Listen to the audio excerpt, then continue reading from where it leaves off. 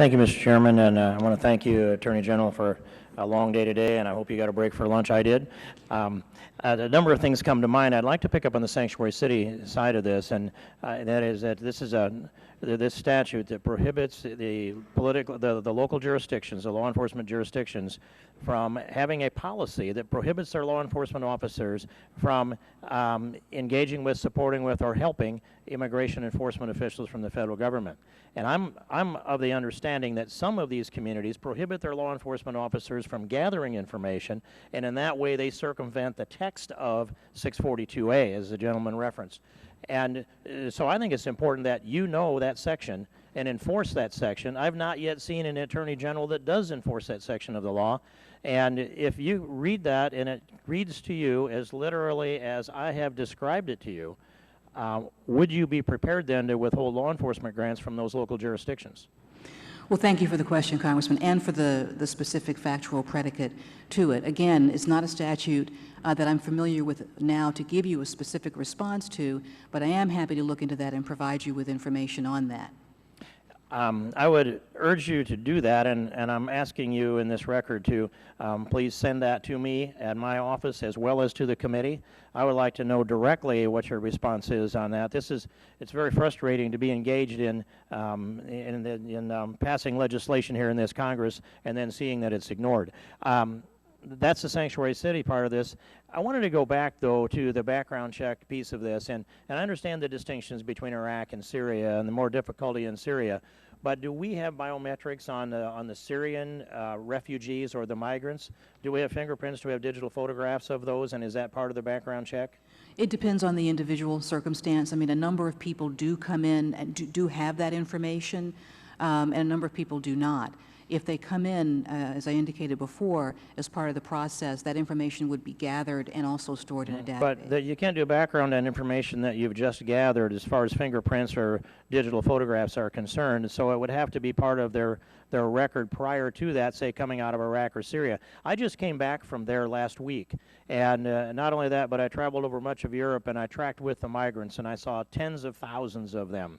And I met with the State Department in a number of countries, and here they tell me that they're giving our expertise to local countries in the European Union because, as you've said, we're ahead of them. So I said, well, is some of that, are they fingerprinting? Are they taking digital photographs? Their answer was, well, no, they aren't. Did we give them that advice? Well, no, we aren't. And so I'm very troubled about the level of confidence you seem to exude here, or the President exudes, on an ability to do background checks when I see a huge haystack of humanity, and in that haystack are the needles that are terrorists, and also in that haystack are the pieces of hay that will become the needles of terrorists. And so do you actually believe that the administration altogether can assure America with any degree of confidence that they can identify someone who will be radicalized because of their association, especially with their religion and their family members, that they'll be transferred into here in this country? Well, Congressman, as I indicated, we do have a robust screening mechanism. As I also indicated, but how is it robust? A challenging circumstance in order to ensure that we have the information that we need to make the determinations on who can come into the country and who cannot come into the country. Let me suggest that it doesn't sound at all robust to me. Not if it's not robust enough that we already have identified them in their home country. If they don't have a legal existence in their home country, then how in the world can we possibly do a background check on people that, from a legal perspective, didn't exist before they showed up here at the borders of the United States? We're faced with that constantly. How about this? Are you under any kind of directive by the administration not to say Islamic Jihad or radical Islam? Is that a memo that has come out? I've seen no memo on vocabulary, Congressman. Can you say that or describe then the enemies we have that are killing Western civilization in that fashion? Are they Islamic Jihad? Are they Islamic radicals? I call them murderers, sir. But you can't say Islam in conjunction with that. I'm sorry? So how do we understand them if you can't say that? I mean, I'll read to you then. You can't say it, can you?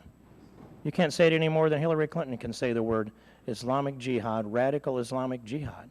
If we can't understand our enemy, if we don't know who they are, if we don't know what motivates them, do you know what the term hijrah means? I'm sorry, I can't Hijrah, hear you, sir. H-I-J-R-A-H, an Islamic term for peaceful migration to invade other countries and start your civilization there and don't assimilate into the broader culture of civilization. And that's being preached in mosques around the Middle East, and they're rising up and moving into Europe and moving into the United States, and they're resisting the idea that they could ever assimilate into the American culture of civilization. And we're sitting here acting like we can vet them without even understanding what the word hijra is, and not being able to say radical Islam, radical Islamic jihad, and having a president out of your party that can't say it either. And I'm flabbergasted. I'm listening. Here will be my last question, honest. Gentleman's And time that has is, expired. and I do it if I'd ask unanimous consent to ask the last question, Mr. Chairman. Finish your question.